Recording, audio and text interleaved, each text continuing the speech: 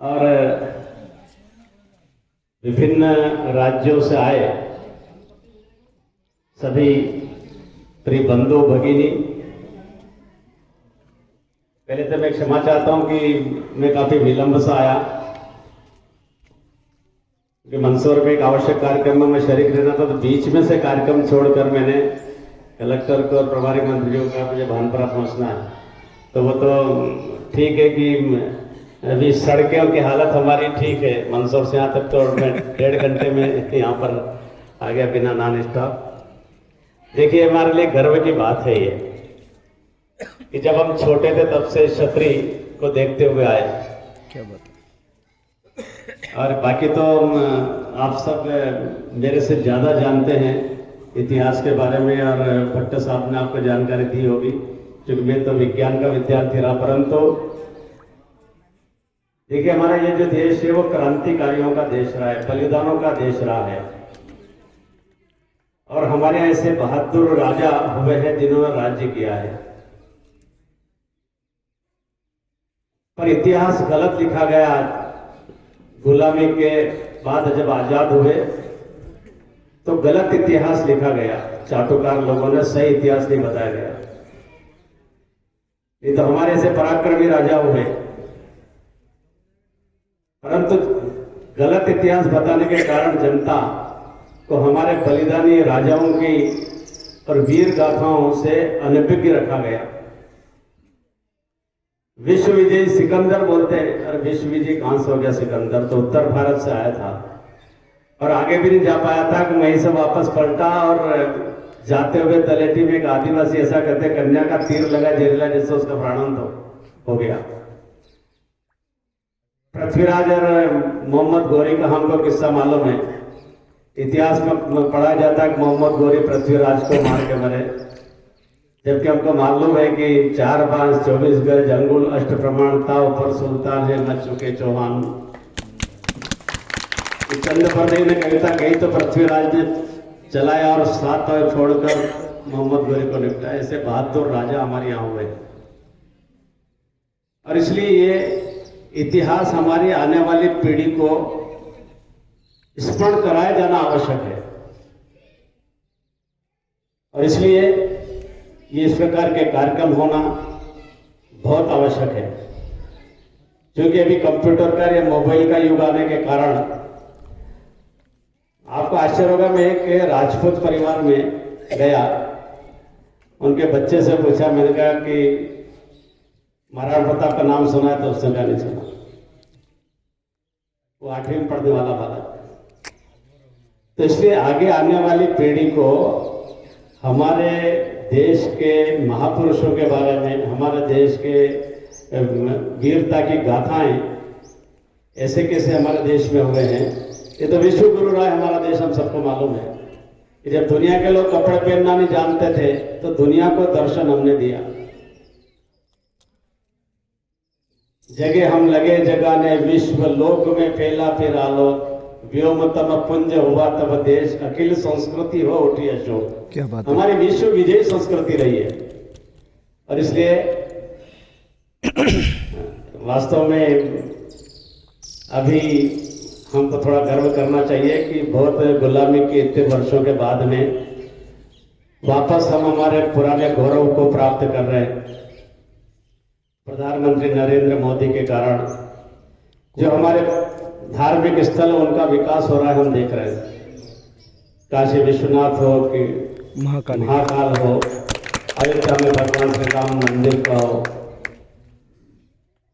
इलाहाबाद का नाम बदलकर प्रयागराज रखा गया है, फैजाबाद का नाम बदलकर अयोध्या रखा गया। ऐसे गुलामी के प्रतीक चिन्हों को बदला जा रहा है, और इसलिए कहते हैं कि हम हमारे पुराने गौरव को वापस प्राप्त कर रहे हैं। और देखिए, हमको मालूम है कि जिन अंग्रेजों ने हमको गुलाम बना कर रखा, आज हमारे लिए गर्व की बात है कि इसी देश का निवासी ऋषि सुनक आज इंग्लैंड का प्रधानमंत्री है। ये संस्कृति हमारे देश की संस्कृति परंपरा उसके मन में है। तो इसलिए ये कहते हैं कि आने वाला समय हमारे लिए अच्छा है, अब देखिए आप, अभी यूक्रेन और रूस का जो युद्ध चल रहा है, और यूक्रेन और रूस के युद्ध में हमारे 22,000 युवा लड़के और लड़कियां वहां पर अध्ययन के लिए गए थे जो यूक्रेन में थे। यहां उनके माता पिताओं को नींद नहीं आ रही थी कैसे वो युद्ध में बीच में निकल कर आएंगे, पर देश के सक्षम नेतृत्व ने उनको सुरक्षित वापस अपने देश में लेकर आए। उन्होंने कह दिया कि यूक्रेन और रूस के प्रधानमंत्री को कि मेरे देश के 22,000 लोगों सुरक्षित निकल के जाना चाहिए, और सुरक्षित निकल के आए, हाथ में तिरंगा लेकर निकल कर आए वहां से।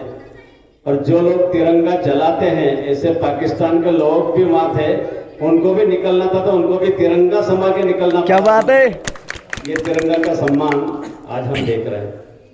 तो इसलिए हमारे आने वाली पीढ़ी को हम ये हमारा इतिहास, हमारे वीर गाथाएं ये सुनाना चाहिए, ताकि आगे जाकर हमारा देश और देश में रहने वाला समाज वो शक्तिशाली हो, सामर्थ्यशाली हो, क्योंकि देश के लिए बहुत आवश्यक है। देखिए, देशभक्ति कूट कूट के भर देना चाहिए। हमारी मातृभूमि ये वही मातृभूमि है जिसमें विभिन्न समाजों में महापुरुष पैदा हुए। अनुसूचित जाति में संत रविदास पैदा हुए, भीमराव अंबेडकर पैदा हुए, गुरु नानक पैदा हुए। ऐसे अनेक महापुरुषों ने विभिन्न जातियों में जन्म लिया जो देश के महापुरुष बने। सरदार वल्लभ भाई पटेल जिनकी जयंती भी निकली, हमको मालूम है कि इतनी रियासतों का विलीनीकरण वल्लभ भाई पटेल ने और भारतीय गणराज्य में मिलाया। केवल एक रियासत जम्मू कश्मीर की लाल बहादुर शास्त्री ने, जवाहरलाल नेहरू ने अपने पास रखी थी। साम दाम दंड भेंट करके जब वल्लभ भाई पटेल ने सब रियासतों का विलीनीकरण कराया, और जो जम्मू कश्मीर वाली रियासत रह गई थी वो नेहरू जी के पास थी। हम सब लोगों को मालूम है, क्योंकि मैंने भी वो पढ़ा है कि जब पाकिस्तान ने कबायलियों के भेष में आक्रमण किया जम्मू कश्मीर पर, तो वल्लभ भाई पटेल ने राष्ट्रीय स्वयंसेवक संघ के सरसंघ चालक गुरु गोलवलकर जी को भारत सरकार के स्पेशल प्लेन से भेजा कि यही राजा हरि सिंह को समझा सकते हैं। और गुरु गोलवलकर जी गए और उन्होंने राजा हरि सिंह को समझाया कि भारत के साथ में रहने से ही आपके कश्मीर का सम्मान रहने वाला है। और जब अच्छे ढंग से समझाया तो राजा हरि सिंह ने फिर वापस अनुमति दी, और अनुमति देने के बाद में हमारी भारतीय सेना कश्मीर में उतरी।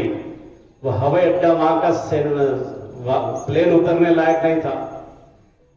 आरएसएस के स्वयंसेवकों ने 3 दिन रात दिन मेहनत करके हवाई जहाज उतरने लायक वो हवाई पट्टी बनाई, और वहां पर हमारे सैनिक पहुंचे और उन्होंने पाकिस्तानी सैनिकों को खदेड़ना शुरू किया। तो खदेड़ते खदेड़ते खदेड़ते खदेड़ते हमारी जमीन मुक्त करवाई। वल्लभ भाई पटेल ने नेहरू जी से कहा कि आप अभी युद्ध विराम की घोषणा मत करना आकाशवाणी से, परंतु नेहरू जी ने सुनी नहीं और उन्होंने युद्ध विराम की घोषणा कर दी। जो जमीन रह गई थी पाकिस्तान के कब्जे में, वही पाक अधिकृत कश्मीर कहा जाता है भी, और वहीं से सभी आतंकवादी गतिविधियां संचालित होती है। तो वल्लभ भाई पटेल इसे लौह पुरुष इसलिए कहा जाता था। तो खैर बाकी तो सब आप लोग ज्यादा जानते, मुझे अधिक बोलने की जरूरत नहीं, क्योंकि काफी सुबह से आप सब लोग बैठे हुए, और इसलिए आप में से कई मेरे से ज्यादा ज्ञाता हैं। भट्ट साहब ने आपको सुनाई है। तो मैं इस क्षेत्र के विधायक होने के नाते आप सभी आगंतुक महानुभावों का हृदय से स्वागत करता हूँ, अभिनंदन करता हूँ, और आप मेरे लायक जितने भी काम बताएंगे मैं बराबर करूँगा।